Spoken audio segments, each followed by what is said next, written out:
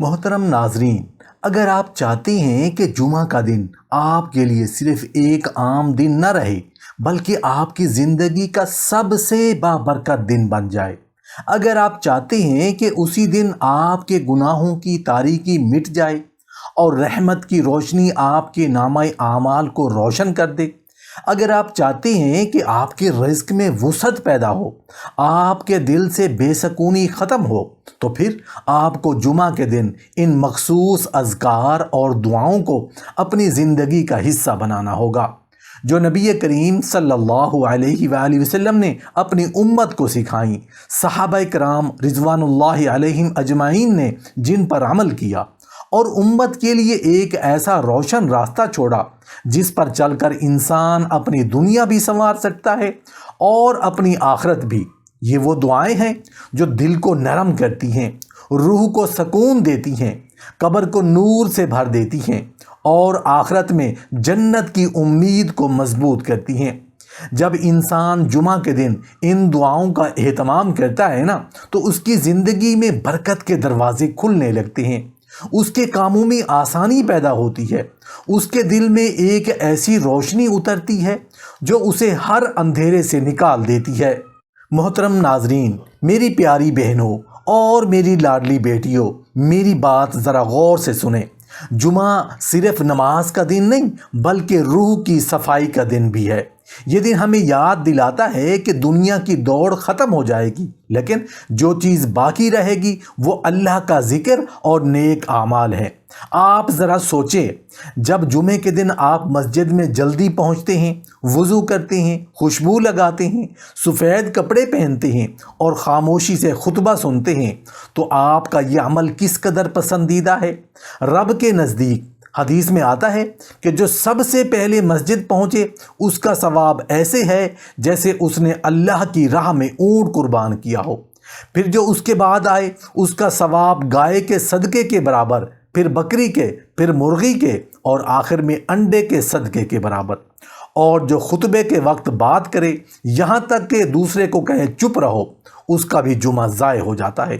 جمعہ کے دن کی روحانی فضا کو اگر سمجھنا ہو تو صرف اعمال کو دیکھنا کافی نہیں ہوتا، بلکہ ان اذکار اور دعاؤں کو سمجھنا ضروری ہے جو انسان کے دل کو نرم کرتی ہیں، اس کے اندر کی سختی کو توڑتی ہیں اور اسے رب کے قریب لے جاتی ہیں، کیونکہ جمعہ دراصل الفاظ کا نہیں بلکہ کیفیت کا دن ہے، اور اس کیفیت کو پیدا کرنے میں سب سے بڑا کردار ان دعاؤں اور اذکار کا ہوتا ہے جو زبان سے نکل کر دل میں اتر جاتے ہیں اور انسان کی پوری داخلی دنیا کو بدل دیتے ہیں۔ محترم ناظرین، میری پیاری بہنوں اور میری لاڈلی بیٹیوں، سب سے پہلی اور بنیادی دعا استغفار ہے۔ جب انسان کو اس کے ماضی کے بوجھ سے آزاد کرتی ہے، اس کے دل کو ہلکا کرتی ہے اور اسے دوبارہ شروع کرنے کا حوصلہ دیتی ہے۔ نبی کریم صلی اللہ علیہ وسلم کی تعلیمات میں بار بار استغفار کی طرف توجہ دلائی گئی ہے تاکہ انسان اپنے اندر یہ شعور پیدا کرے کہ وہ غلطیوں سے پاک نہیں مگر رحمت کے دروازے ہمیشہ کھلے ہیں۔ اس لیے ایک مؤثر اور جامع استغفار یہ ہے: استغفر اللہ ربی من کل ذنب واتوب الیہ۔ یہ الفاظ محض زبان کی حرکت نہیں بلکہ ایک داخلی اعلان ہے کہ انسان اپنے رب کی طرف پلٹ رہا ہے، اپنی کمزوریوں کو تسلیم کر رہا ہے اور اپنے اندر نئی صفائی پیدا کر رہا ہے۔ جمعہ کے دن جب یہ استغفار دل کی گہرائی سے کیا جائے تو انسان محسوس کرتا ہے کہ اس کے اندر ایک بوجھ تھا جو ہلکا ہو رہا ہے اور اس کی روح ایک نئی سمت اختیار کر رہی ہے۔ اس کے بعد درود شریف کا مقام آتا ہے جو جمعہ کے دن کی روحانی فضا کو مکمل کرتا ہے، کیونکہ یہ وہ ذکر ہے جو انسان کو براہ راست نبی کریم سے جوڑ دیتا ہے، اور یہ تعلق صرف الفاظ کا نہیں بلکہ محبت، ادب اور وابستگی کا ایک زندہ اظہار ہے۔ درود شریف کا سب سے جامع اور معروف صیغہ یہ ہے: اللہم صلی علی محمد وعلی آل محمد کما صلیت علی ابراہیم وعلی آل ابراہیم انک حمید مجید۔ اللہم بارک علی محمد وعلی آل محمد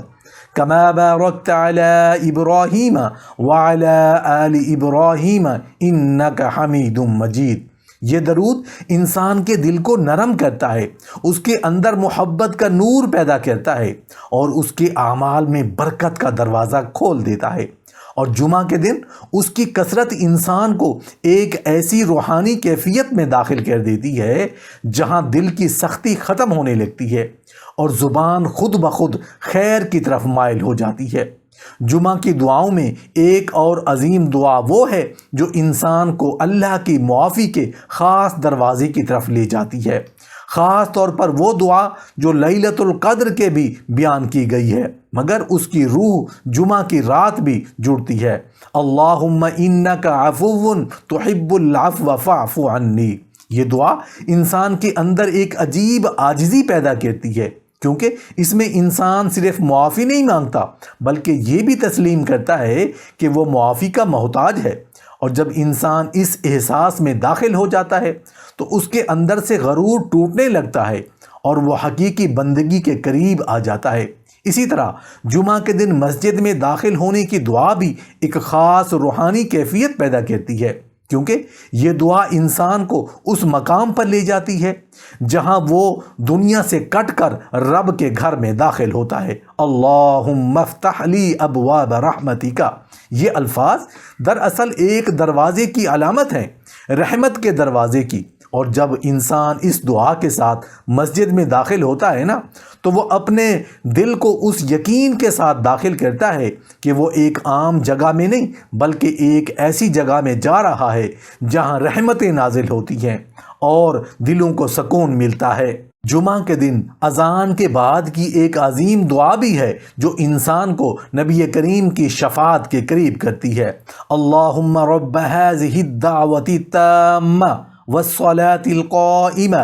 آت محمدا الوسيلة والفضيلة وابعثه مقاما محمودا الذي وعدته۔ یہ دعا دراصل انسان کے دل میں یہ شعور پیدا کرتی ہے کہ وہ ایک ایسے نبی کے امتی ہیں جن کے لیے اللہ نے بلند مقام رکھا ہے۔ اور جب انسان اس دعا کو دل سے پڑھتا ہے تو اس کے اندر ایک تعلق کی شدت پیدا ہوتی ہے جو اسے عمل کی طرف کھینچتی ہے۔ جمعہ کے اذکار میں ایک عمومی مگر بہت طاقتور ذکر بھی شامل ہے، سبحان اللہ وبحمدہ سبحان اللہ العظیم۔ یہ الفاظ انسان کے دل کو مسلسل پاکیزگی کی طرف لے جاتے ہیں، کیونکہ یہ ذکر اللہ کی عظمت اور پاکیزگی کو بار بار دہراتا ہے، اور جب یہ تکرار دل میں اترتی ہے تو انسان کی سوچ میں بھی پاکیزگی پیدا ہونے لگتی ہے۔ یہ تمام دعائیں اور اذکار جب جمعہ کے دن ایک ساتھ دل کی گہرائی کے ساتھ ادا کیے جائیں تو یہ صرف عبادت نہیں رہتی بلکہ ایک مکمل روحانی نظام بن جاتا ہے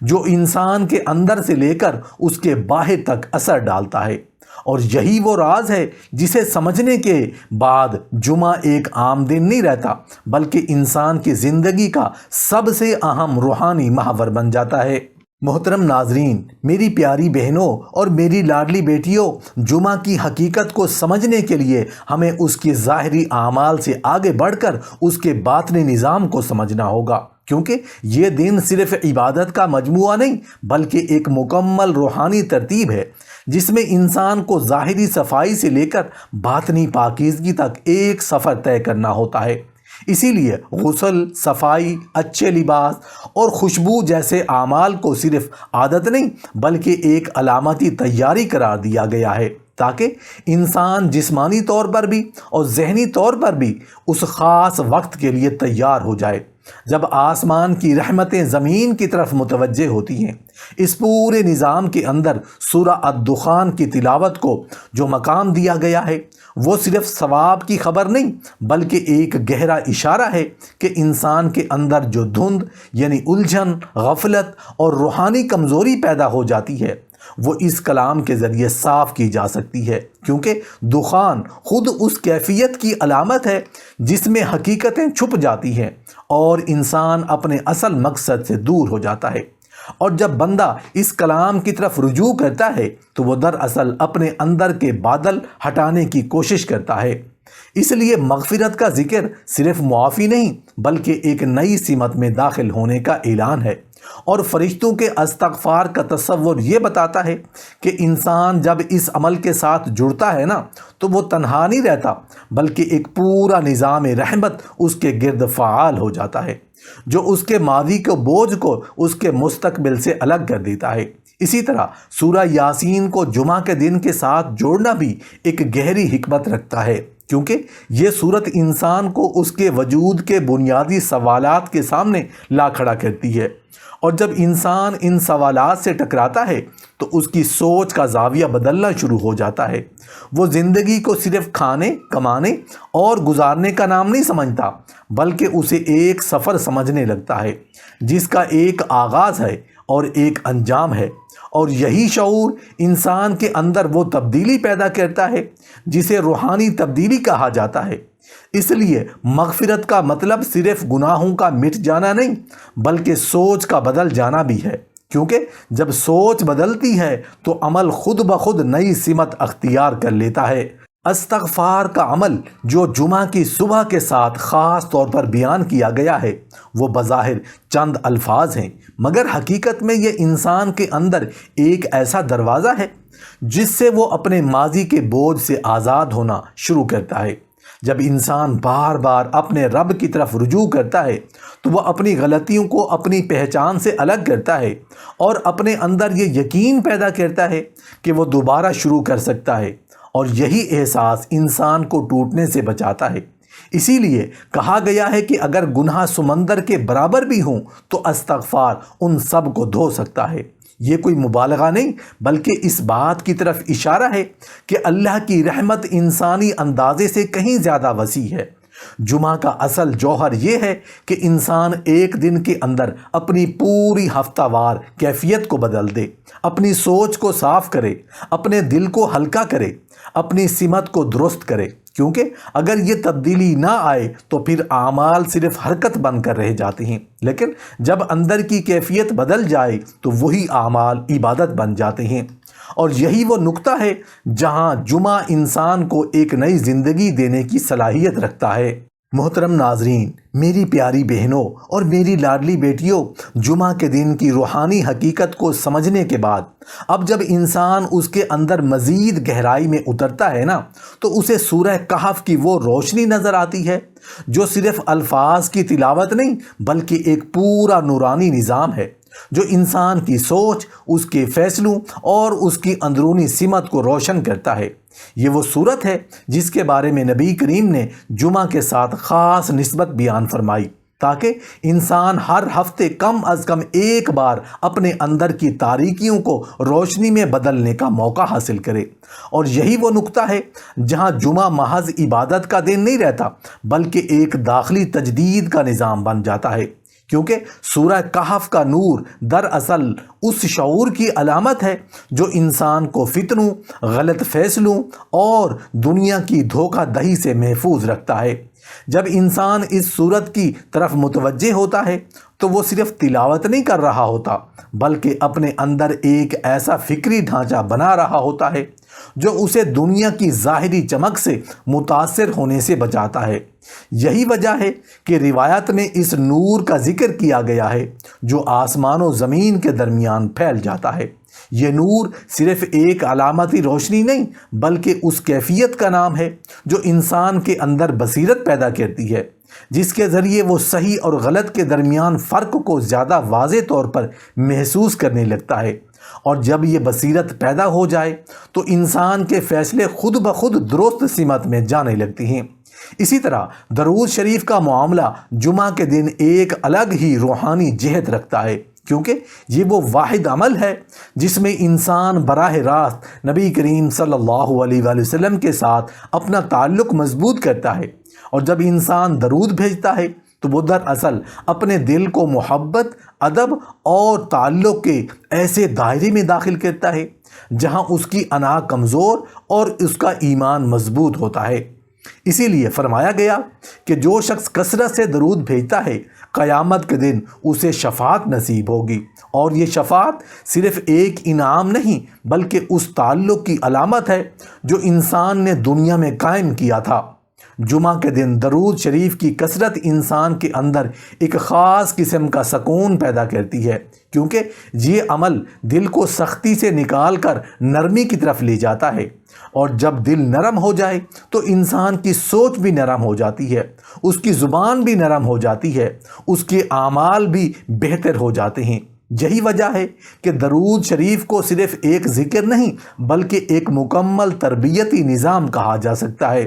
جو انسان کے اندر محبت اور عاجزی پیدا کرتا ہے۔ اسی دن کا ایک اور پہلو وہ اعمال ہیں جو بظاہر معمولی نظر آتے ہیں، جیسے صفائی، غسل، اچھے کپڑے پہننا اور خوشبو لگانا، لیکن ان سب کے پیچھے ایک گہرا پیغام چھپا ہوا ہے کہ انسان جب اللہ کے حضور حاضر ہو تو صرف روح نہیں بلکہ جسم بھی پاکیزہ ہو، کیونکہ اسلام میں ظاہری اور باطنی صفائی کو الگ نہیں کیا گیا بلکہ دونوں کو ایک ہی حقیقت کے دو رخ قرار دیا گیا ہے۔